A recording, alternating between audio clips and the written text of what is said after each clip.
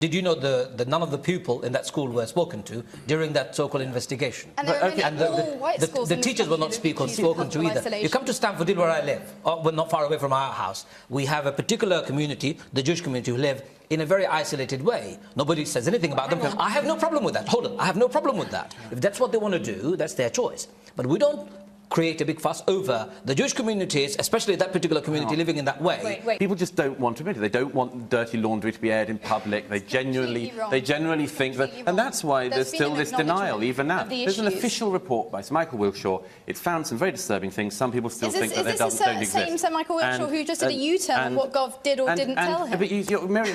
And they're being taught by some extremist Muslims. Why, in this debate, you first of all deny that that is going on, and secondly, think the problem is a spectator-cover cartoon. I've never denied that there are issues. I do not understand. On these the problem is not the spectator cover. I think the issue is... Hey guys, welcome back to my channel. I hope you guys are good, guys. Today we're going to be reacting to "These Are Not British Values." Douglas Murray schools Muslims, newcomer, and leaves room silent. Guys, let's get right down to this, because this is going to be interesting. So let's keep our ears out and get right down to this. I want to speak to Douglas Murray. Kevin. It doesn't surprise me that Christians say they're being marginalised or they're being not given the status that they want to have, because it's quite right, they shouldn't have that status. In Britain, forgetting about the Muslim issue, in Britain there are schools tomorrow who will open and teach their children about creationism. They will teach their children that evolution is a lie and a conspiracy. That is nonsense. And me as a taxpayer, I'm funding that. That's a Well, let's get back to the state schools. Let's get back to this particular issue and the alleged extremism that has been going on. Not the Trojan horse context. We don't want to conflate two issues here.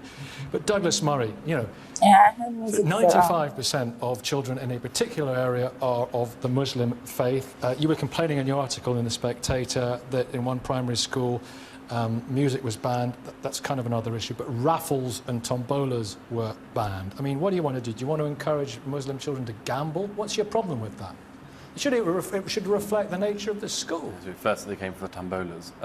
For what? Look, the problem gambling going on wrong here, in those communities. The problem going on here is we're in the middle of a debate. I mean, the nation is going through something very substantial change, and I think that what we've been discussing in recent days and what we've been discussing this morning kind of reflects this. When it comes back to the British values thing as well, if you said to people until very recently, what is Britain, what are British values, you'd have got a fairly clear reply along the lines of, you know, a Protestant Christian country, we have institutions of church and state and monarchy and so on, which represent the country.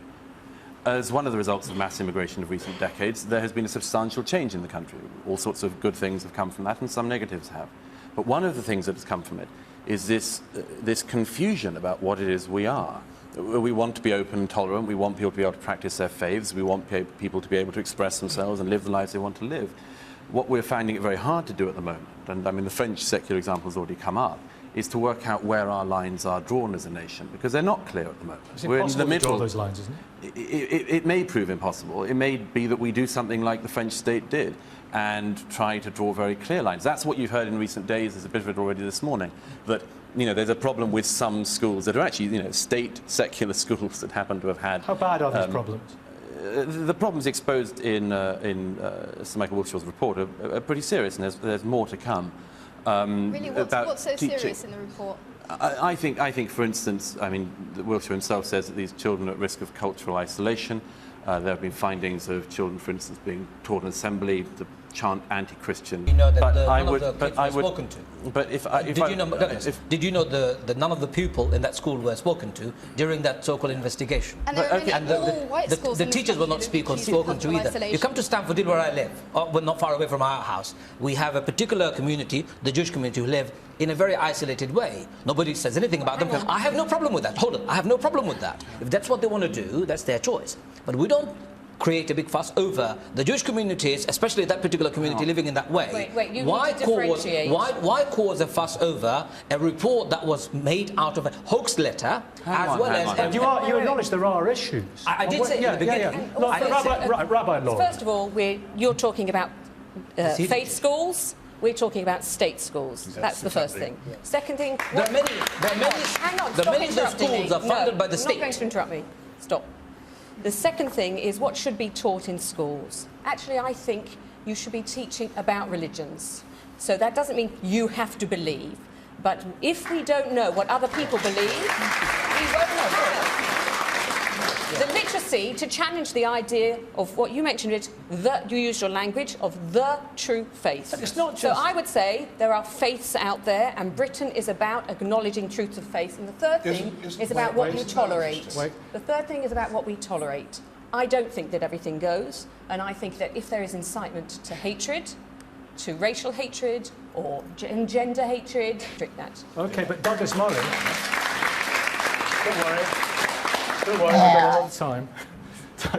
Douglas Murray, you can't force people to believe things. You can't shoehorn people into a particular Douglas Murray-shaped, no intention David Cameron-shaped Britishness. No. Can you? No, I mean, this is part of... By the way, just very quickly, I mean, on this matter of this, I mean, I do think that one of the things... But address that issue about... OK, can I just mention first, one of the interesting things that's come up in recent days and weeks, I think, over this whole Trojan horse business, is I think that some Muslims in this country, in particular a lot of Muslim spokespeople, a lot of Muslim groups have been furious about these revelations and are now denying them. They're still denying them.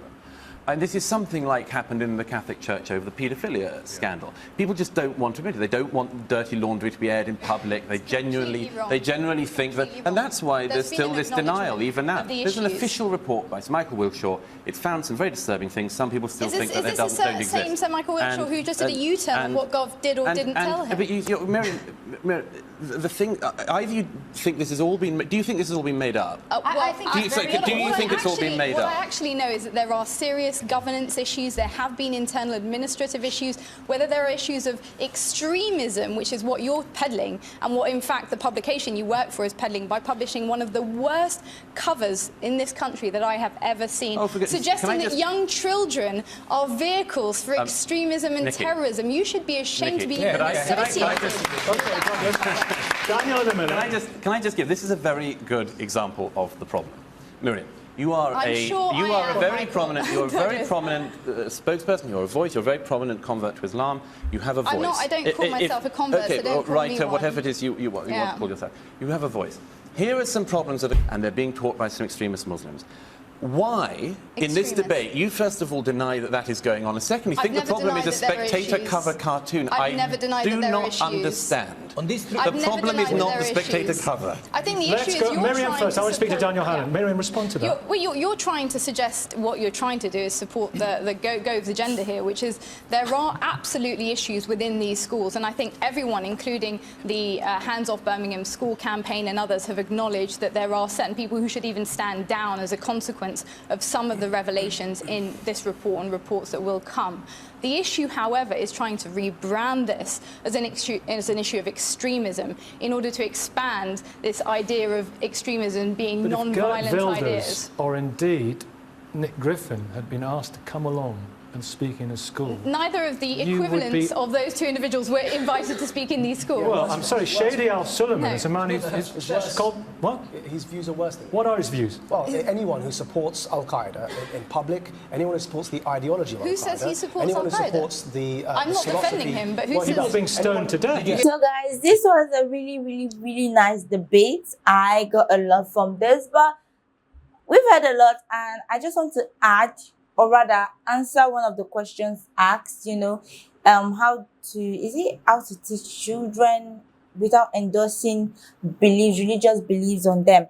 Now, I personally feel like, when children go to school, obviously they have to learn about different religions, because you are in a school with people of different religions. You have Muslims, you have Christians, you have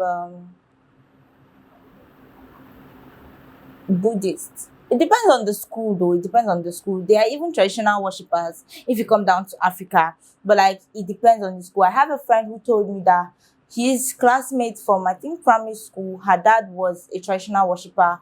And, these people exist. I really didn't think they did, but they do.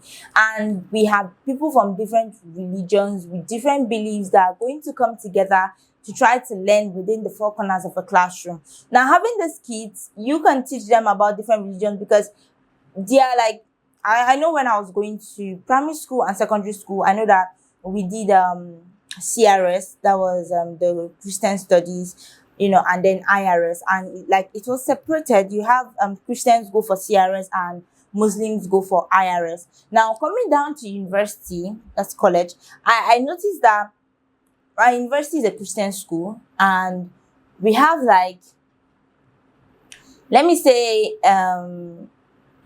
eight, no. In my school, if I were to rate it over 100%, I'll say I have like 98% Christians and like 2% Muslims in the school as students. But like when I was 100, all 100 level students, you take the course of introduction to Christianity. Now, even the Muslims that came had to do this course. I have a friend who's a Muslim. He had to do this course, not knowing, you're going to know a bit about it, but like you get to teach this course. Now, how do you teach these children about these religions without endorsing the beliefs in them?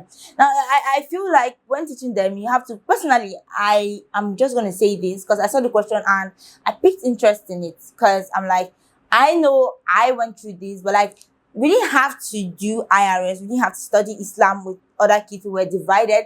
But now, in some schools' curriculum, you have to see that they are letting these children take all the classes. Just like me looking at the university, I'm like, why do they make these Muslims take these classes? Because I'm like, they don't know anything about the religion. And obviously, we, the Christians, will know more than they do. And maybe when it comes down to exam, we're passing it. But then I got a sense of reasoning when I spoke to a friend. And I'm like, obviously, they are coming with you. They are going to teach them everything in the syllabus. They will teach them, and that's what will come out in the exam. So obviously, they're going to learn. It's not like they are teaching you to make you change who you are, to make you change what you believe in, but actually they are teaching you because it is part of their syllabus, it's part of their curriculum, and you have to learn it to pass. So like you come to that school, it's a Christian school, but either ways you learn it. They're not teaching you because they want you to convert. No, they're teaching you because it's part of the curriculum and you have to do it if you are going to be in that school. And then you do it and then you move on, and that's it. So I personally feel like when it comes down to children, you're teaching them this religious belief because they're all of different religions. Now, let's say Muslims, Christians, traditional worshippers, Buddhists, all of them in one class, they're going to learn about Islam, they're going to learn about Christianity, or maybe when you're teaching a particular subject, maybe you as a Christian, you try to pop up one or two things from your religious beliefs, or you as a Muslim, you're teaching a different subject, but you try to relate it with your religion. Now, these kids, it's not a crime because it's a free society. So you have like free speech, freedom of speech. So I personally feel like you talking to them, you have to focus on, when it comes down to teaching the religion itself, you have to focus on the history. Maybe teaching them something about the history and then relating it to like the present day world. But I would find it offensive. I would really, really honestly find it offensive if I, grow up. Why did I find this funny? If I grow up and I get married, no, let me just use the word get married. I'm not going to use the word grow up. So I would find this offensive if I get married and have kids, and then my daughter goes to school, my son goes to school, and then they come back telling me that, Mom, today we were being taught about Islam, maybe IRS as a subject. Mom, we're being taught about Islam, and my teacher was saying that we should convert to Islam. That's the right religion. I would find it offensive. Why? Because you're now trying to impose your beliefs on my kids, which is not who they are. Like, they are Christians and you're trying to impose the belief on them that Islam is the right religion, Christianity is not the right religion. Now, that is going to be offensive. The same goes for a Muslim. I'm sure Muslims will not even take it at all. But like, I feel like you teaching these children, no matter what you're doing, do not try to impose your beliefs on them. Teach them the broad way. Don't try to use words like Christianity is the right religion, Islam is the wrong religion, Islam, they are terrorists, Christianity, they are lies. Don't do none of that. Just focus on what you are telling them and don't try to endorse your own beliefs on them, because it's going to affect them. You don't know, but like, we won't take it. But guys, tell me what you think about this. I feel this was a very, very interesting debate. I had fun listening to it because I haven't reacted to this before. So this is new. I really, really enjoyed listening to it. But guys, tell me what you think about this. Don't forget to like, subscribe to my channel. I love you guys.